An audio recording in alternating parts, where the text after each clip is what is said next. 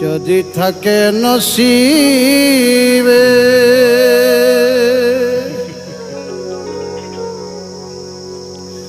আপনি আপনি আসিবে। ভিডিওটা দেখে আপনারা কি বুঝলেন? কপাল যখন ভালো হবে তখন না চাইতে অনেক কিছুই পাওয়া যায়। আর ঈশ্বর যদি কারোর সহায় হয়